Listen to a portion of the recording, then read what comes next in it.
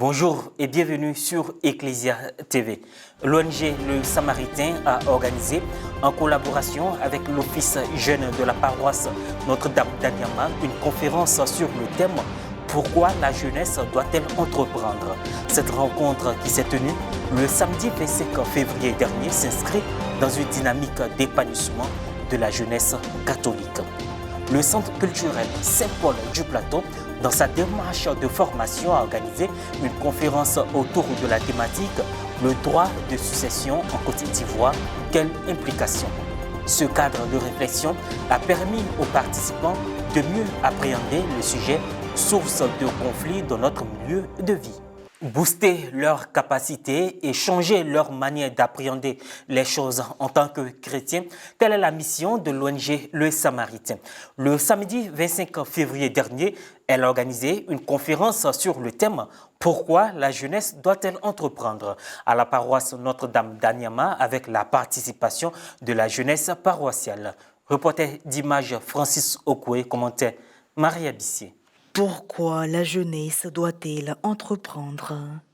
C'est autour de ce thème que s'est tenue une conférence sur l'entrepreneuriat organisée par l'ONG Le Samaritain, présidée par M. Aristide OCP, le samedi 25 février dernier sur la paroisse Notre-Dame d'Anyama. Je leur dis merci pour cette initiative de vouloir prendre en main leur avenir.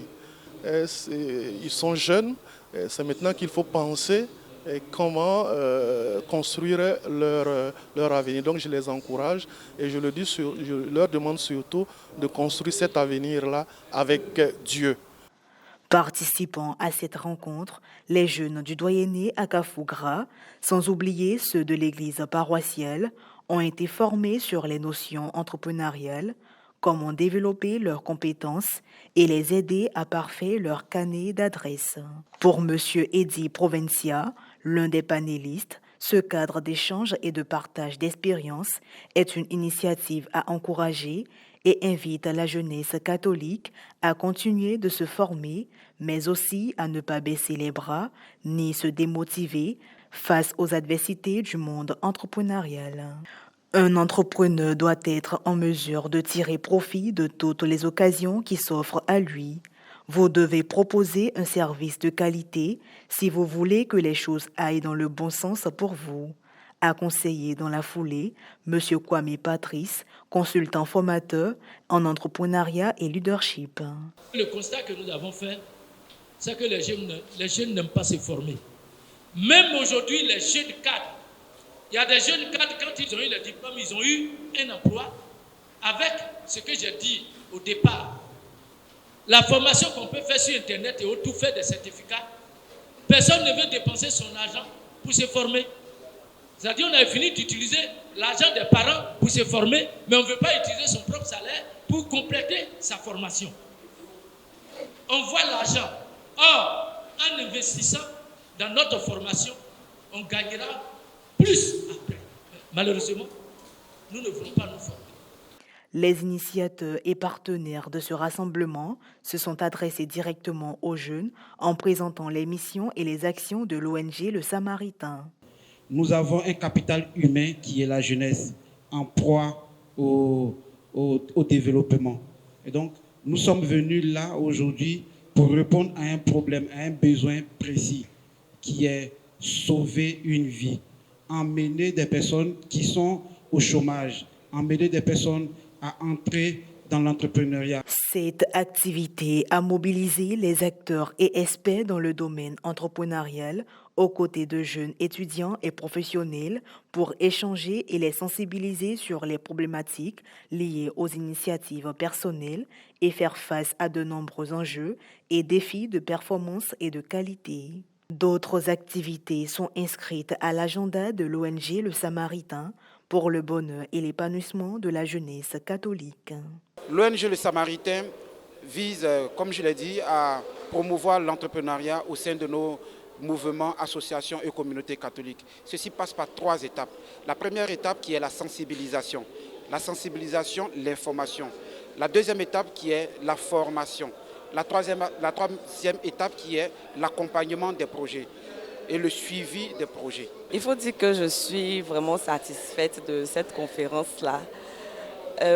Tous les conférenciers, ils nous ont vraiment bien enseigné sur le thème de l'entrepreneuriat. Et il faut dire qu'en tant que jeunes, nous ne devons pas nous asseoir avec nos diplômes attendant d'être embauchés dans des entreprises, mais il va falloir se bouger, être dynamique afin de faire de l'entrepreneuriat et nous-mêmes, nous pouvoir sur le marché de l'emploi. La jeunesse est encore à la traîne, mais avec ce genre d'initiative que l'ONG Samaritain vient de nous permettre de faire, je pense que ça va aller.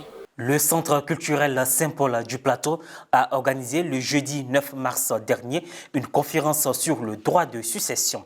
Les points abordés lors de cette conférence animée par Maître Andy Lionel Biaou ont été, entre autres, les personnes impliquées dans la succession et les droits des héritiers. Un reportage de Pierre Richemont commenté par Morel Poti.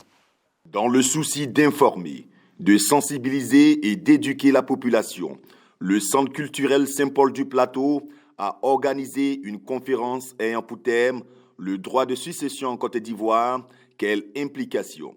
Cette conférence a été animée par Maître Andy Lionel Biaou, avocat dans un cabinet de la place. D'entrée de jeu, l'auxiliaire de justice a défini le droit de succession en Côte d'Ivoire. Donc le droit de succession, pour parler simplement, c'est l'ensemble des règles qui régissent la transmission des biens d'une personne décédée à l'ensemble de ses héritiers. Il s'agit donc des mécanismes légaux de transmission de l'ensemble du patrimoine d'une personne décédée, on va dire d'un défunt. Il faut dire qu'il est possible à toute personne qui le désire de régler la question du partage de ses biens après son décès dans le cadre d'un testament.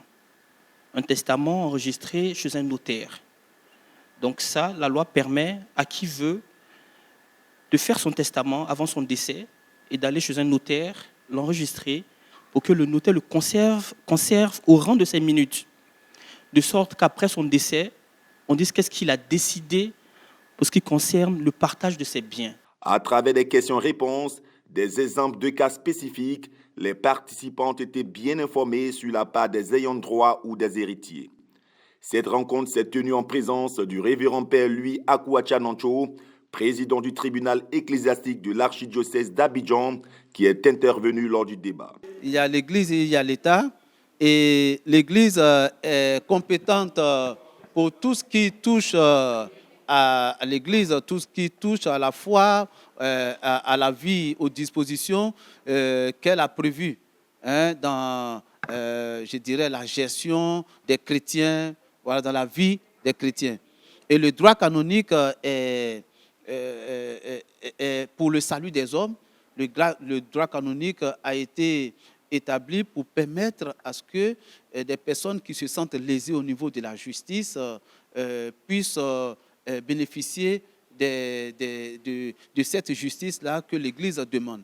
Donc, l'Église n'est pas... il y a des dispositions que l'État d'un pays prévoit et l'Église ne peut pas s'ingérer dans ces dispositions, demander à ce que ces choses se passent. Donc, au niveau de la succession, l'Église n'a pas compétente pour intervenir dans les décisions, dans les dispositions prévues par la loi. Voilà. Mais l'Église aussi demande qu'il y ait un acte de charité qui soit mené vis-à-vis des enfants, soit du monsieur, soit de la femme.